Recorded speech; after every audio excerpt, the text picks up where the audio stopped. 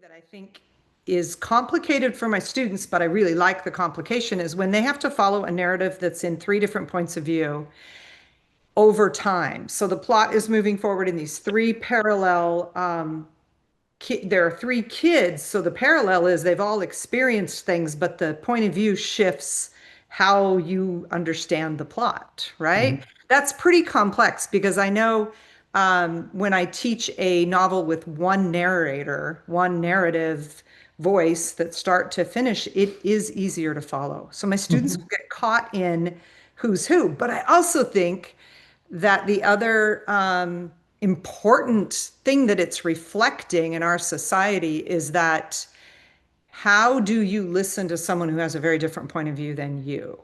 And Mm. these three families are forced to reconcile what they believe is the story according to their son and then what the other kids are saying. Was that, I Yeah. think that was intentional.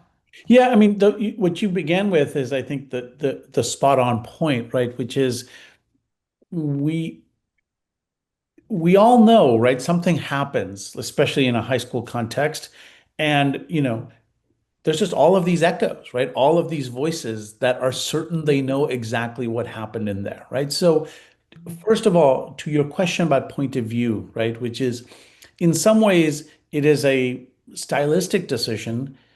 But in one very clear way, it was the only decision I could make, right? Mm, Which is a book that is about uncertainty cannot have one voice voicing everyone else's uncertainty, right? And mm, so, in that way, that point of view decision was the only decision I could make, right? Hopefully, what I did, right, and this is one of the ways in which, for example, the first kind of long chapter where I introduced the three families, it's almost me saying to you as a reader, here is the cheat sheet for what is to come, right? This is the Shastris, these are the Cruises, and these are the Barringers.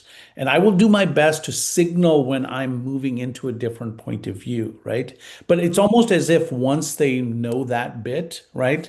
Once the reader knows that bit, and once your students know that bit, I think in a way they can follow along, and hopefully in the best of circumstances, you know, mm, if you have a diversity of students reading it, and by diversity I mean in all those ways, they can mm. latch on to these characters in different kinds of ways, right? Which is, that you may have readers who feel great empathy for Stanley, the irritant and the bully.